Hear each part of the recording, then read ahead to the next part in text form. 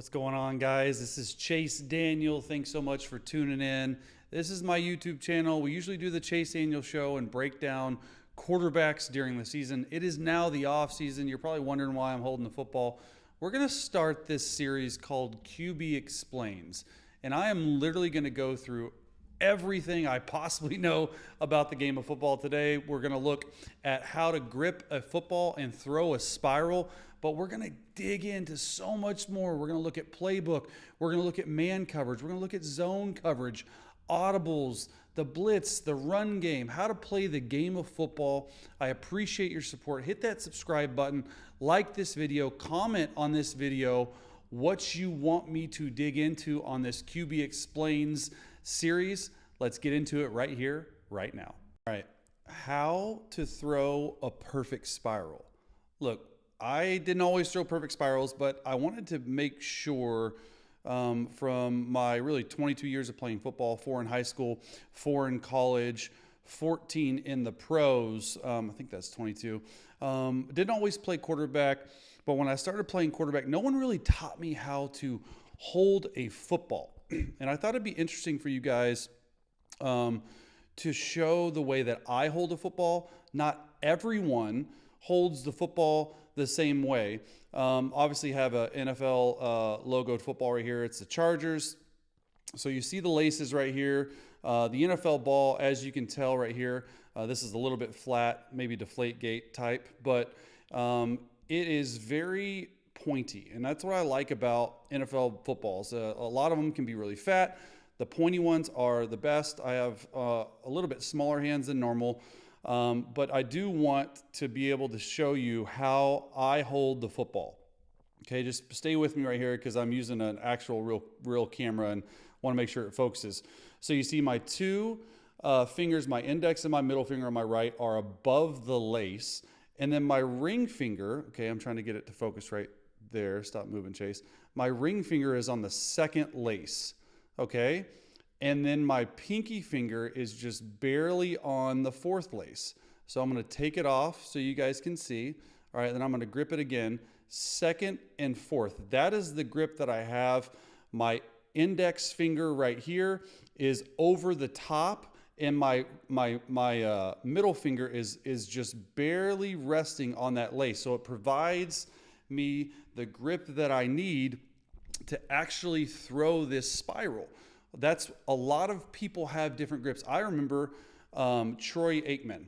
He was a one finger on. He was this pinky finger right here. He was one finger on, then his finger was on the tip of the football, and he would be able to like push the football. That's not to me. This is how I've thrown at every single level. So you got the grip down. Okay, that's sort of what I like the best. Is I like the middle finger just barely resting right there.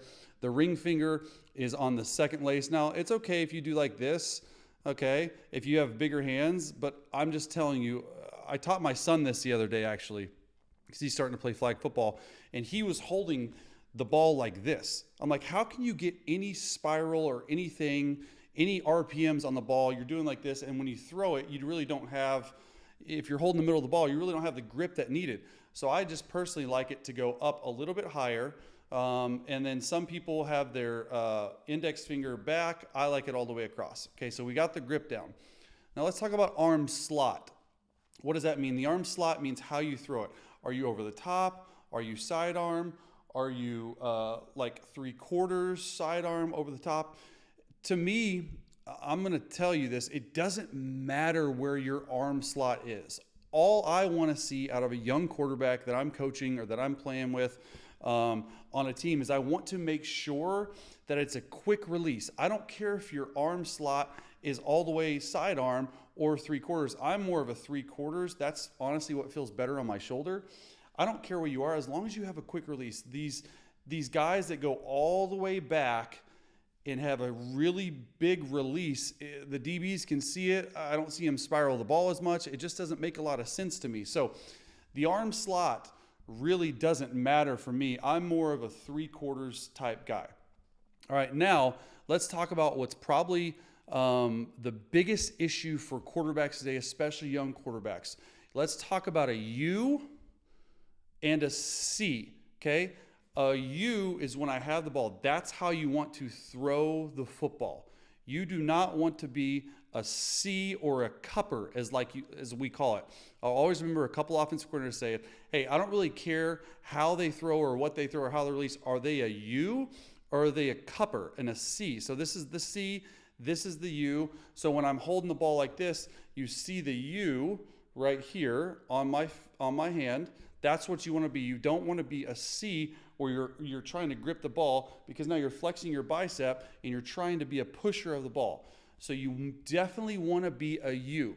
The other thing, let's see if I can get it, is that when you're gripping the ball really, really tight, okay? So there's no space at all between my hand and the ball at all. What I've learned is when I do that and when I grip the ball so tight and I'm trying to throw a perfect spiral, the ball comes unraveled. What I like to see and what I like to teach is I like to teach a little bit of space. Let me see if I can find it for you. You see that space right there? Okay. See it right there? There's space. You don't want to be this. You want to be just your fingertips right there. A little bit of space. Okay, let's see that space right there through.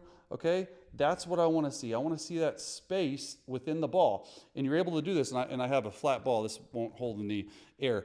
But if you have some space and you can see light right there, those are the best spirals, the tightest spirals. Now, the last thing we're going to talk about is which finger do you think comes off of the ball last? It has to be your index finger. Do not let it be your thumb. That's impossible. Don't let it be your middle finger. That's impossible. When you're throwing a ball, okay, you want the ball to come like this, okay, and then have this finger be the last one. So you're here, spiral, last one off. That's always the last one off. And every spiral I've ever thrown, I can really feel that it's the last finger off.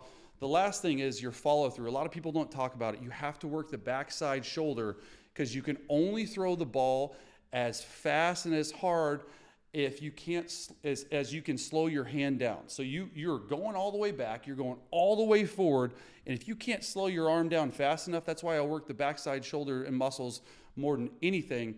And you want to make sure you follow through. This is what my high school coach taught me, and I still used it for all 14 years I was in the NFL.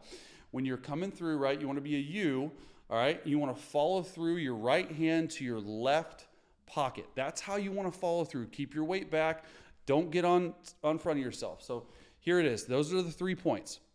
So you want to make sure I don't care about arm slot. You want to have the right grip, okay, which that's the grip that I like the most. I'm right here. This is what I've always done. You want to make sure you have a U. You want to make sure your hand, the finger, your index finger is the last one off, and you want to be able to throw from your right hand and your right thumb going to your left pocket. I love this. I love teaching ball. I hope you enjoyed it. Let's go.